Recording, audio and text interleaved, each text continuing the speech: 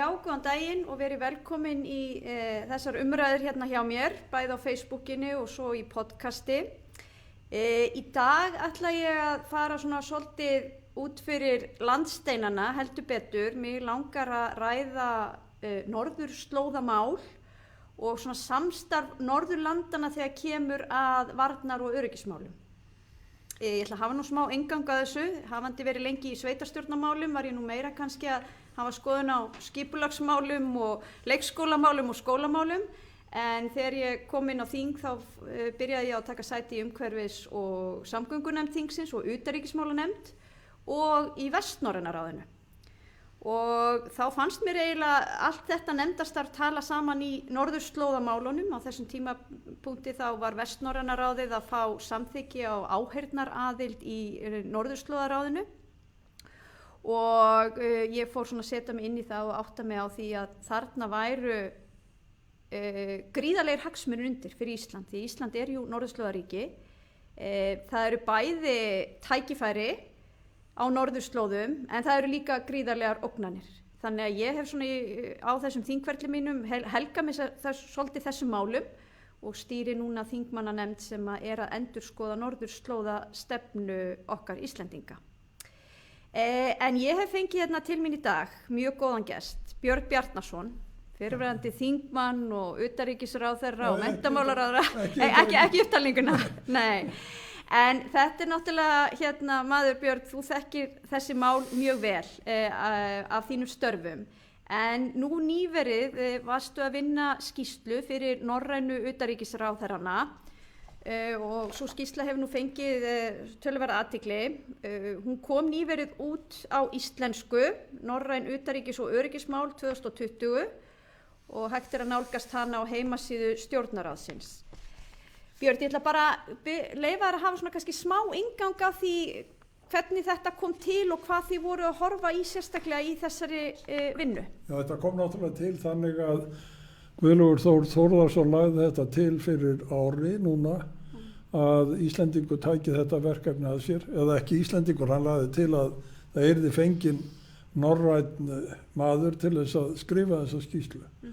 Og niðurstaðan var svo að þau samþyktu að ég tæki þetta verkefni að mér og erindisbréfið skrifað 2. desember í fyrra, þannig að það má segja að það sé tæplega ár frá því að ég settist yfir þetta og með mér var Jóna Sólveig Elínardóttir úr utanríkisráðuneytinu og við sem sagt fengum það verkefni, eða ég fekk það verkefni að semja þessa skýrslu loftslagsmál, fjölþáttaógnir og netöryggi og fjölþjóðasamstarf og alþjóðalög eða fjölþjóðasamstarf í krafti alþjóðalaga.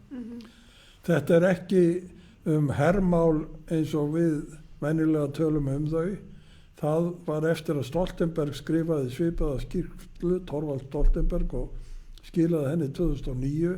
Haustið 2009 mynduðu Norðurlöndin samstarfsvettvang öryggismál, NORDEFCO, og varnarmálaráðherrarnir starfa þar að öryggismálunum og varnarmálunum þegar litið til hernaðarþátta. Og Íslendingar taka þátt í því þótt að við höfum ekki okkar eigin her og ekki eigin varnarmálaráðherra, að þá utanríkisráðuneytið aðili að því samstarfi og við eigum þar fulltrúa. En þetta sem sagt var þessi 3 mál og þegar við fjöllum loftslagsmálin þá komum við mjög inn á það sem þú varst að segja upp af norðurslóðamálin. Nú líka fjölþáttaógnir og netöryggismál öryggismál sem snerta okkur borgarlega sem ógn á okkar tímum.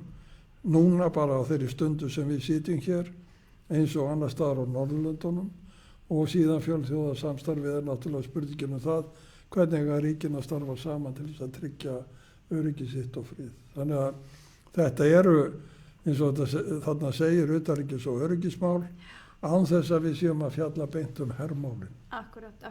Ég hef nú kannski líka velti svolítið upp hvort að öryggismál og umræðan öryggismál sé ekki bara svolítið mikið breytt frá því sem var. Hún var kannski áður svolítið miðuð þetta af hernaði, það var kalda stríðið og þegar tala var öryggismál sá maður meira fyrir sér vopnað herlið, en nú erum við kannski bara að tala öryggismál í svo miklu víðara samhengi. Það er rétt og það kemur inn á það hjá okkur. Við fórum og hittum í öllum höfuborgum Norðurlandan og einnig í Washington hittum við sérfræðinga og það er alveg ljóst að þessi skil á milli hernaðaröryggis og borgaralegs öryggis, þau eru allt önnur heldur en áður var og fyrir okkur Íslendingar sem búum ekki við her höfum gert tvíhliða varnarsamstarf við samning við Bandaríkin, erum aðilar á NATO, að þá held ég að þetta norræna samstarf sérstaklega á sviði borgaralegs öryggis skipt okkur alveg gífurlega miklu máli og mun meira máli heldur en kannski við erum reiðubúin til að átta okkur á í fljótu bragði. Við stöndum hérna svolítið aftarlega miðað við hinn Norðurlöndin þegar kemur að netöryggi. Við höfum ekki gert þar ástafanir sem þær þjóðir hafa gert til þess að tryggja öryggi sitt á því sviði og ég er alveg viss um það ef að maður settust niður núna og færu að skipuleggja varnir sínar að þá myndur gera það með allt öðrum hætti heldur en þegar þeir skipulögðar með hervörnum og verja landamærin á þann veg sem herjum er skylt að gera. Þannig að við erum svona á miklu breytingaskeiði af því að þetta varðar og einnig tæknina, hvað með tæknina, hvaða tækni verða gervihnettir, verða drónar, verða mannlaus, verður gervigreind notuð og allt þetta er allt þróun sem við stöndum frammi fyrir og síðan stöndum við frammi fyrir því eins og í umræðunum 5G er verið að koma aftan að okkur, er hægt að koma aftan að okkur með því að við tengjumst einhverjum netum þannig að upplýsingar sem okkur varða fara á allt annan stað heldur en við heldum. Ég ætla að fá að ræða þetta við þig á eftir. Mér langar að byrja á loftslagsbreytingunum og þú segir það líka að það var í skipunarbréfinu, var þetta auðvitað hluti af þínu verkefni og það er svolítið talað hérna í skýrslunni svona, nú er kannski smá sletta svona norræna brandið, það er að segja svona vörumerki Norðurlandana og við höfum kannski verið þekkt fyrir að vera gott velferðarsamfélag en það er líka hægt að tengja okkur svona sem Norðurlöndin við hreinleika og náttúru og mér langar kannski aðeins að heyri því að mér finnst skýrslan vera býstna svona góð í því að ítreka mikilvægi umhverfismálana og þá sérstaklega loftslags breytingana og mikilvægi þess að Norðurlöndin séu leiðandi. Og það er vísað hérna í Parísarsáttmálann og tala svona, þú veist, hvar við sem Norðurlönd eigum að einhvern veginn að marka okkur sess. Ertu til að fara aðeins með mér yfir þetta og kannski ekki síst því að nú hefur svolítið verið í umræðinu og mér svona stundum er hérna vísa til Parísarsáttmála svo að loftslagsbreytingar sem eitthvað svona fjarlægt og þetta sé nú ekki svo mikilvægt og út af því að við erum nú öll hér að hita upp húsin með umhverfisvænum hætti þá þurfum við ekki að gera mikið meira en hver er afstæða þín í þessum efnum? Já, afstæða mín er þessu sem kemur fram þarna er það að ég er ekkert að fjalla hvort það sé rétt að gera Parísarsamning eða ekki, hann liggur fyrir það liggur fyrir að við höfum skuldbinda okkur til þess að ná ákveðnum markmiðum það liggur allt fyrir og Norðurlöndin hafa öll gefið út mjög hástemmdar yfirlýsingar það hvert þau stefna þarna má frekar segja að við séum að fjalla hvernig eigum við að nálgast þetta við erum búin að ákveða þetta og okkur er skylt að gera það sem við höfum lofað að gera hvernig eigum við að gera það eitt af því sem við nefnum er samstarf Norðurlandana á svið orkumála og við tökum og það er hugmynd sem fættist má segja hér hjá okkur þegar við fórum að tala við menn í Orkustofnun og annars staðar að kynna okkur hvernig litið væri á þetta því að Íslendingar hafa látið að sér kveða til dæmis í hitaveitu í Kína og víðar heiminn og þegar maður fara að skoða þetta þá sjáum við að Íslendingar hafa þekking á þessu sviði Normenn á vatnsorkusviðinu Danir á vindorkusviðinu Svíjar á kjarnorkusviðinu og Finnar á kjarnorkusviðinu og síðan eru alls konar úrræði sem þjóðirnar hafa gripið til þess að draga úr mengun af stálinnaðar á járninnaðar og svo framvegis og það sem við segjum ef við tökum öll höndum saman og förum inn á þau svæði það sem helst þarf að innleiða græna orku, að þá höfum við þekkinguna. Já. Og við höfum þekking á öllum þessum sviðum. Við þurfum að sameina kraftana og samræma viðhorfin og stefnuna og nota þetta sem pólitískt tæki, en við getum líka nota það sem viðskiptatækifæri, því að grænir sjóðir, græn lán og allt þetta eru miklu öflugri heldur en nokkru sinni fyrr.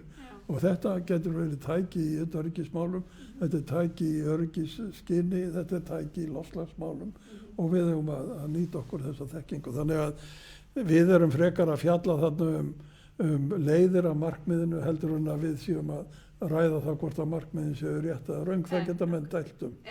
Við erum líka að tala þarna norðurslóðir og við bendum á það er eitt stórveldið, Kína, sem er að koma inn á norðurslóðir og telur að það eigi að viðurkenna það með sérstökum hætti og það eigi að taka afstöðu til þess og það eigi að opna því leiðir og Kínverjar hafa sagt við erum það mikið mannmörg að við hefum rétt á 20% hlutdeild í allum auðlindum sem finnast á norðurslóðum. Það er svona það sem maður getur lesið út úr ýmsum sem þeir eru að segja. En hvernig ætla norðurslóðaríkin að taka á þessu, eða norðurskautsríkin, og við leggjum til að það verði hugað að því að Norðurlöndin myndi sameiginlega afstöðu. Það getur orðið flókið því að innan landan er ágreiningur, og það sem ég legg áherslu á þarna er að minnst á þess að skilgreina það. Minnst á þess að átta sig á því að við þurfum að takast á við þetta nýja risaveldi sem er að koma og vill láta að sér kveða. Það vill fá siglingar, það vill fá rannsóknarleyfi, það vill fá leyfi til þess að nýta auðlindir. Og þegar maður lítur á þessa 3 þætti hjá svona stórveldi, þá fylgir yfirleitt 4. þátturinn í kjölfarið og það eru hervaldið. Og hvernig ætlum við að bregðast við þessu og hvernig ætlum við að taka á þessu. Og við teljum að Norðurlöndin sem 5 af 8 norðurskautsríkjum hafi þarna sérstöku hlutverki að gegna og eigi að beita sér til þess að ná því markmiði sínu að þetta sé áfram lágspennusvæði, en það sé betur gert að þeir geri það saman heldur en hvert í sínu landi, hvert í sínu lagi. Þetta er svona grunnhugsun áhrif loftslagsbreytingarna á stöð okkar í stóra alþjóðlega samhenginu. Akkurat. Og ég ætla nú að fá að segja það að ég held að markmiðin varandi loftslagsmálin séu rétt. Ég tel það í stjórnmálum og það sé mikilvægt einmitt að við sýnum ákveðna forystu í þeim efnum og hef verið stolt af því hvernig við höfum nálgast það mál og ég tek undir það sem þið segja í skýrslunni einmitt þetta norræna brand og tækifærin sem eru líka til staðar því að það er nú þannig þegar ógnanir eru þá líka hægt að finna tækifæri og mikið hægt að nýta þau og þess vegna er einmitt áhugavert að koma inn á eða sjá ykkur koma líka inn á þetta varandi grænu fjárfestingarnar þannig eru viðskiptatækifæri en þannig líka tækifæri varandi þróunaraðstoð og þið farið aðeins inn í þetta varandi flóttamannavanda og annað hvernig við getum miðlað okkar þekkingu. Það er rétt, af því að það lítur að vera markmið okkar líka að tryggja að fólk geti búið á þeim svæðum þar sem það býr. Að það taki sig ekki upp og fara að flytja og kannski að flytjast í norður eða hvert það flytur. Það getur skapað gífurlega mikil vandamál. Og það er nú margir sem segja að norðurslóðir eru kannski, eða norðurslóðafólk þurfa ekki að óttast að menn koma úr söðri hingar norður af því að þegar menn er að flytja þá flytja þeir kannski frekar bara á sínu svæði frá einum stað til annars sem er örugglega rétt. En þá getur skapast ófriður og þá getur skapast stríð eða hvað það er og þess vegna í þróunaraðstoðin að taka mið af þessu líka. Já, akkurat. Og það hefur einhverju liti gert. En þú komst þarna inn á mjög áhugaverða nálgun varðandi Kínverjana. Og nú hafa þeir, eins og þú varst að vísa í, þeir hafa svona skilgreint sig sem Near Arctic State. Já, nágrann okkar sem hafi sérstaklega rétt. Einmitt, og svo þegar maður fer til Bandaríkjan út af því ég fekk nú tækifæri til þess að heimsækja Bandaríkin fara til Washington og fræðast þeirra norðurslóðastefnu að þá var það yfirleitt þannig þegar embættismenn töluðu Kína og þá var sett upp gæsalappi svona Near Arctic State og með því verið að svona tala niður þessa nálgun Kínverja á svona ákveðnu ákalli til norðurslóða en það er auðvitað mjög auðvelt að sjá tækifæri fyrir framleiðslu þjóðina Kína með opnun siglingaleiða í gegnum norðurskautið og við sjáum náttúrulega íshelluna bráðna sem aldrei fyrr og þannig að ef maður horfir bara á það þá hugsa maður já, það er hægt að skilja að Kínverjar sýni þessi áhuga því þarna stytti siglingaleiðin inn á markaði umtalsvert og þar alveg sparast einhverju fjármunir. En svo er það þessi hinn punktur sem þú kemur inn á og það eru svona ákveðnar áhyggjur. Hvað vill þetta stórveldi inn á þetta verndaða svæði okkar? Og þá sko þið mér tali það að það væri eðlilegt að Norðurlöndin væru með svona sameiginlega áherslur í þessum málum. Og nú ætla ég að segja það að ég held að við höfum svona sem Íslendingar náð að vera svona á einhverju línu. Það er að segja að við erum með þennan varnarsamning við Bandaríkin og eigum gott og mikilvægt vinasamband við það en við höfum líka verið með svona viðskiptasamband við Kínverja. En nú ætla ég að spyrja bara hreint út, svo tími búinn að maður getur bara svona dansa á línunum og verið vinur alla? Lítur þið þannig á að það þurfi einhvern veginn að fara svona þjappa saman vinunum og stíga fastari niður fæti? Ég held að þurfa að þétta raðirnar, ég held að það sé alveg klárt og það er náttúrulega sjónarmið allra Norðurlandana og þetta sem ég skrifa þarna endurspeglar viðhorf annars staðar á Norðurlöndunum og ef þú lest það sem þarna stendur þá hvergi vikið að því að það eigi einhvern veginn að nálgast Kínverja með einhverjum sérstökum hætti með sama hætti og við höfum tengsl við Bandaríkin. Auðvitað eiga menn að hafa viðskipti og stunda viðskipti en það verður og menn verða að hafa þrek til þess að skilgreina og lesa það sem Kínverjar eru að segja. Það er alveg rétt hjá þeim sem segja að það er ekki hægt að benda á neitt að Kínverjar hafi komið þarna og beitt sínu valdi. Það er hins vegar alveg ljóst og ég tek dæmi þarna frá Suður Kínahafi og ég hef verið gagnrýndur fyrir það að ég nefni Suður Kínahaf og gefið til kynna að Kínverjar kunni að haga sér með svipuðum hætti í Norður Íshafi. Ég nefni Suður Kínahaf af því að við sem þjóð hér til dæmis leggjum höfuðáherslu á með virði hafréttarsáttmála Sameinuðu þjóðanna. Það er lykilatriði fyrir þjóð eins og Íslendinga að hafréttarsáttmálinn sé viðurkenndur. Já, og alþjóðalög almennt. Alþjóðalög almennt, en við höfum náttúrulega gengið í gegnum allt það sem við höfum gengið vegna hafréttarsáttmálans. Síðan sjáum við það sem er að gerast á Suður Kínahafi, það sem Kínverjar hafað engu réttindi strandríkjanna. Suður Kínahaf kallað Víetnamhaf, Filippseyingar og þessar þjóðir hafa sín kennileiti þarna sem Kínverjar hafa þetta alltaf engu og þeir segja að þetta er okkar hafsvæði. Þeir koma og þeir breyta skerum í herflugvelli og herstöðar og þeir gjörbreyta strategísku ástandi á þessu svæði. Þeir fara fyrir dóm í Haag og það er sagt þið brjótið hafréttarsáttmálann. Þið brjótið allar þær alþjóðareglur sem ber að virða þegar litið er til hafréttarmála. Þeir hafa það engu, þeir segja að það skiptir okkur ekki máli.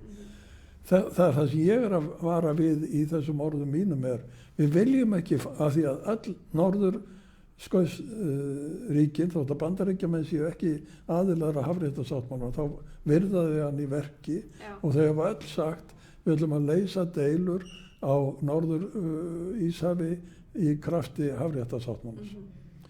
En ef það kemur inn þjóð sem segist vera nágrann okkar og segir þið verða að viðurkenna okkar rétt og hún viðurkennir ekki hafréttarsáttmálann, frammi fyrir hverju stöndum við þá? Hvort sem það verið að tala á Suður Kínahafi þá beita þeir hervaldi og sína og þetta það mikið spennaðar en við sjáum það nú ekki á sem betur fyrir á Norður Íshafinu, ekki af þeirra hálfu. En þetta er eitthvað sem við blasir, þetta er eitthvað sem reynslan á að segja okkur að gæti gerst að þeir virða ekki alþjóðalög þegar kemur að þeim hagsmunum sem þeir telja mikilvægari og það eru þeirra eigin hagsmunir. Þannig að þetta er einn staðurinn sem við blasir og síðan er náttúrulega þessi braut og belt og braut sem er stórkostlegasta fjárfestinga, pólitíska fjárfesting í sögunni sem kannski er nú eitthvað að dvína. En þá við sjáum líka, reynslan sýnir líka að þeir nota þau tök sem þeir ná á þjóðum í gegnum það til þess að menn hægi sér á einhvern ákveðin hátt. Þetta allt staðreyndir sem liggja fyrir og ef við ætlum bara að láta eins og að það snert okkur ekki neitt og þá getum við það en það líka 5G. 5G líka mál sem við stöndum frammi fyrir. Ég ætla að fá að koma þessi sérstaklega inn á það því það mikið áhuga. En þetta allt en hvernig, samtengt. Hvað, út af því nú, jú, það rétt, þú nefnir með Suður Kínahaf og þar vissulega hægt að sýna fram á þetta, en að öðru leyti þá hafa Kínverjar sýnt norðurslóðum áhuga, þau hafa sýnt vísindunum áhuga og komið inn í alls konar vísindasamstarf og annað. Þannig að ég svona velta fyrir mig hvernig nákvæmlega ætti nálgunin að vera og bara svo ég komi með annan punktina líka og nú svara því að það líka óttast maður að einhverju leyti að það sé verið að spila þennan stórveldaleik og út af því hún nefnir belti og braut og við fengum bæði utanríkisráðherra og varaforseta til Íslands og þeir eru augljóslega farnir að sýna okkur áhuga og eins eru þeir að sýna Grænlendingum og Færeyingum áhuga. Ég velti því hreinlega fyrir mér þegar ég var í Bandaríkjunum hvort að Bandaríkin væru aðeins að keyra sig aftur upp sem stórveldi og með þennan andstæðing og þá velti ég fyrir mér þegar við erum þessi litlu ríki á milli ertu í rauninni með þessari afstöðu að segja, við eigum bara að segja, fínt Kínverjar, þið haldið ykkur bara þarna á ykkar slóðum, við viljum ekkit voðalega mikið með ykkur hafa og halla okkur að hinum vinum okkar, eða hægt að nálgast þetta á einhvern veginn diplómatíska leið, því nú eru þetta fullt af þekkingu í Kína sem að getur komið sér vel og eins og segir viðskiptasambönd og við erum farin að lifa í alþjóðasamfélagi þar sem stór hluti af framleiðslu ýmissa vara í Kína. Jú, það hægt að segja þetta allt saman og auðvitað eigum við að hafa viðskipti við þá og ekki ég á móti því en við verðum bara að vita líka hvað við erum átt okkur á hvað hangir á spýtunni og við sjáum til dæmis á Grænlandi. Já. Ég meina Bandaríkjamenn og danska ríkisstjórnin tóku afstöðu til flugvallagerðar á Grænlandi þegar þau sáu að Kínverjar ætluðu að fara að búa sig þar og það eru fleiri dæmi, ég get nefnt fjölda dæma, ég get nefnt dæmi frá Færeyjum þegar kínverski sendiherrann í Kaupmannahöfn fer til Færeyja og segir við Færeyinga ef þið takið ekki 5G frá okkur að þá hættum við að kaupa ykkur fisk og ég meina þessi dæmi liggja allt fyrir og þá langar mér að spyrja og þetta var í desember í fyrra þetta liggur allt fyrir og ég þarf ekki menn þurfa bara að lesa þetta til að átta sig á því og menn geta síðan dregið sína ályktanir og velti fyrir sér þetta eitthvað sem kann að gerast hér og þetta kann þetta gerast hér ég meina og kannski það að gerast þannig að við vitum það. En út eða þú nefnir 5G og það nú áhuga efni mitt og varandi netvarnir og svona en svo sittum maður svolítið líka svona uppi með það að það eitthvað, maður mögulega hræddur við eitthvað, maður veit ekki nákvæmlega hvað það og hvernig á að bregðast við því. Nú erum við með fjarskiptalög fyrir þinginu, risastór og mikill lagabálkur. Við vitum að hér búið að gefa út leyfi við rekstur á 5G-netunum og það fyrirtæki sem hefur vesla við Huawei. Og við sjáum það ef ég skildi Norðmennina rétt að þá ákveðu þeir nú einhvern veginn að sigla þá leið að það var í rauninni bara lokað á Huawei þó að það hefði ekki verið skrifað beinum stöfum heldur bara létuðu útboðið einhvern veginn vera þannig að þeir ættu ekki möguleika.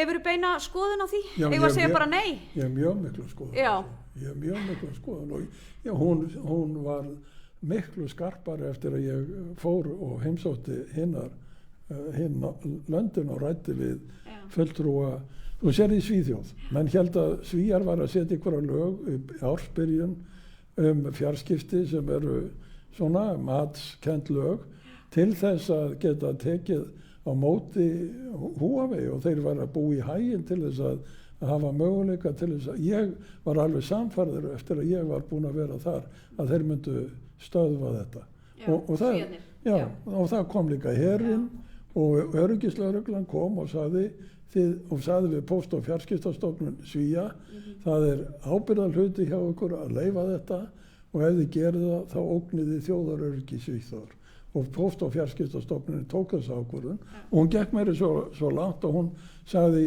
ef ég skil þetta rétt sagði þið verið líka að taka Huawei út úr 4G því að það líka varasamt Þetta eitthvað sem eitthvað stjórnsýslumál í Svíþjóð og ég veit ekki hvernig það endar en þeir ganga svona langt og í Finnlandi samskonar, það alveg að gerast það sama og í Danmörku hefur þetta gerst.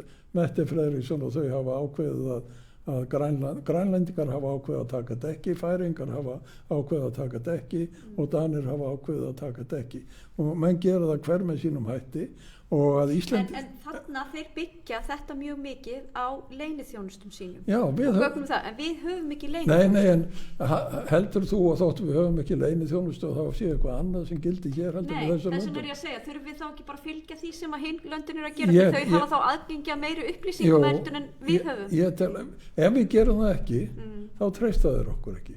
Já. Þá treysta þessi lönd okkur ekki. Við erum átt á því líka að þetta ekki bara lína í eina átt, þetta lína, við erum tengiliður, við erum með línur tengjumst hérna inn í eitthvað alþjóðlegt kerfi og alls konar hluti. Ef að við stöndum okkur vaktina á þessu sviði, þá verðum við bara tekið sambandi. Þannig að þú ert í rauninni að segja hluti af því sem að þú ert að tala hér samstarf Norðurlandana þegar kemur að varnar- og öryggismálunum að það væri að sameinast gegn því að Huawei færi með uppbyggingu í 5G-netunum í öllum þessum löndum. Já. Og það að gerast. Nema við erum eitthvað, heldum að við getum setið hér og velta þessu eitthvað fyrir okkur og sagt við höfum ekki leyniþjónustu. Það nú eitt vandamál út af fyrir, það var nú efni í sérstakann þátt. Að við þurfum leyniþjónustu ekki?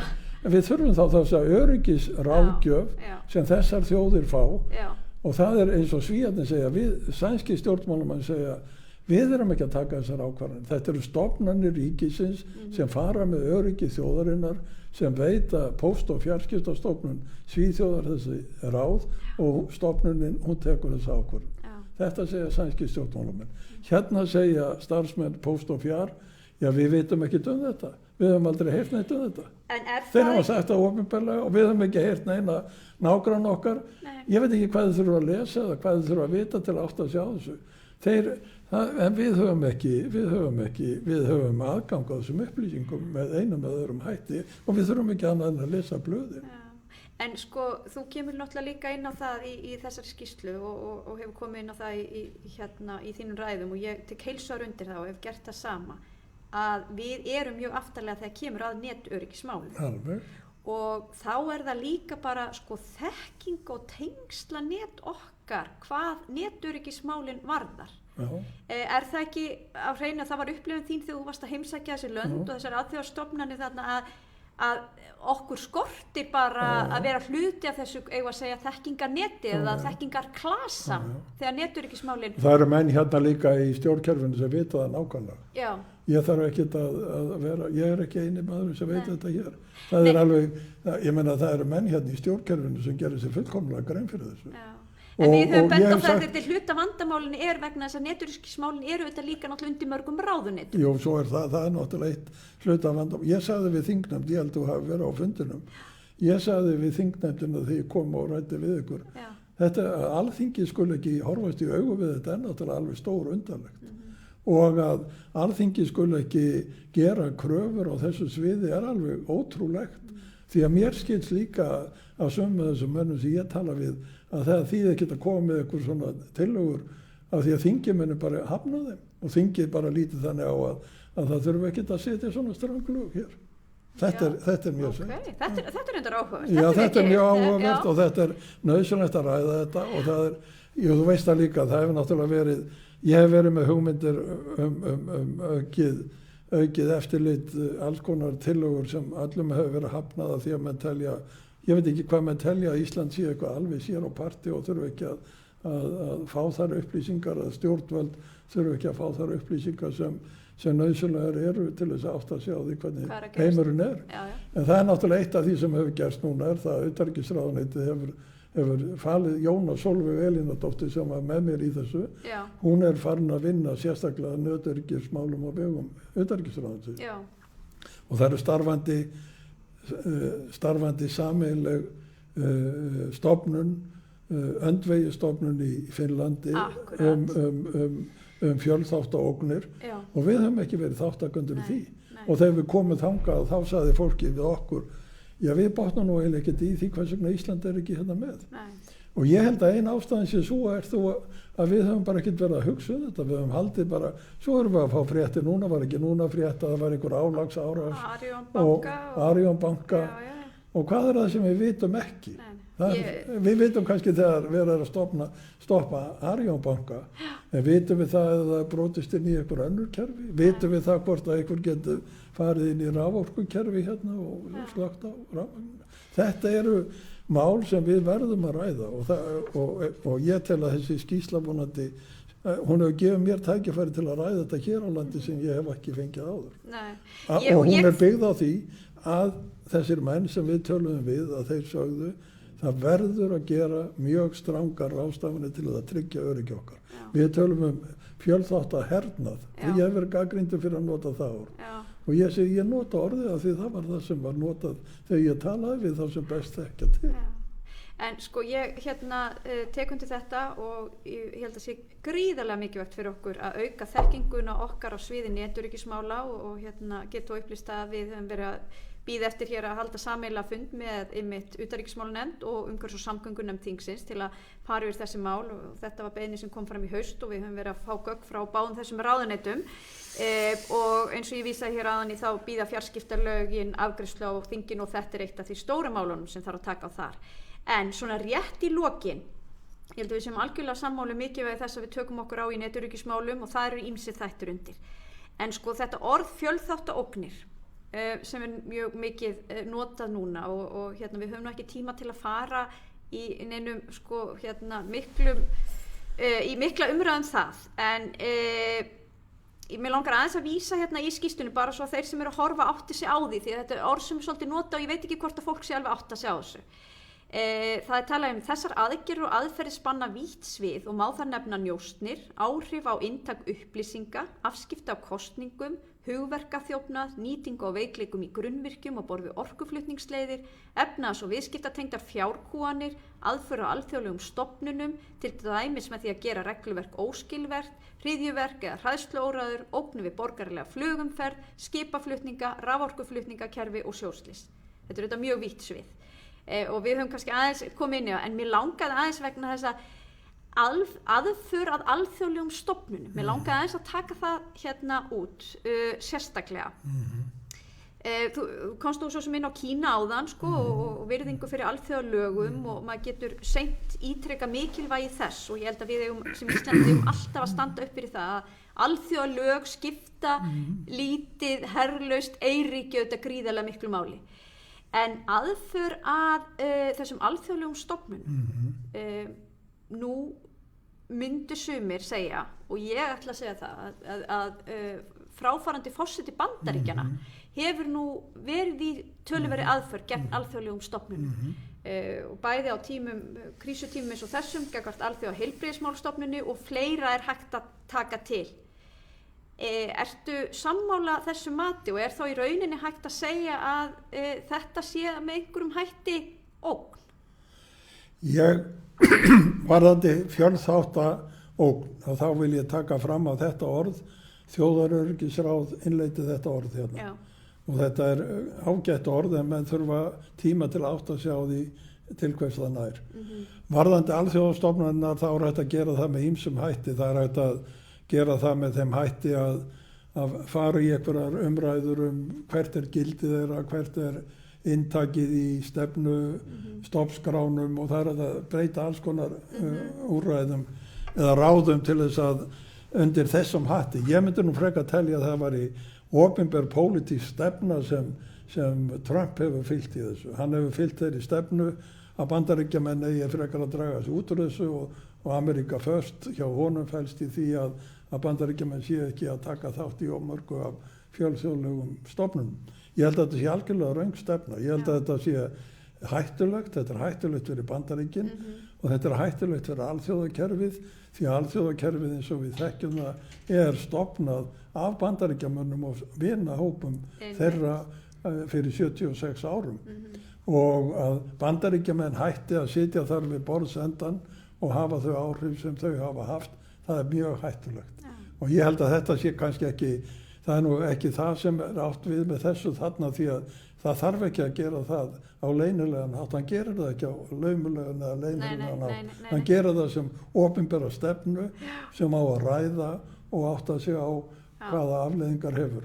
Þetta er öðruvísi þarna, þetta eins og þarna segir í skilgreiningunni að þá er notuð svona meiri lægvísni við að grafa undan alþjóðlegum stofnunum. Meira laumuspil. Já, en mér bara var hugsað til þess því ég var að lesa þetta að mikilvægi alþjóðastofnana á tímum sem þessum og við getum tekið sko mikilvægi alþjóða heilbrigðismálastofnana þó að auðvitað sé þetta gagnrýna stofnanir sko. Við getum tekið Sameinuðu þjóðirnar, við vorum að tala hér norðurslóðamálið og Norðurskautsráðið, hversu mikilvægt það er og þessi alþjóðalög. En ég held við komumst ekki lengra að sinni, en ég sé að það er efni í fleiri þætti og lengri umræður þegar að þessum málum kemur og hver veit nema við finnum tækifæri til að gera það einhvern tíma síðar. En mér langar að þakka þér kærlega fyrir komuna. Þakka þér fyrir að bjóða mér. Gaman að fá þig. Takk.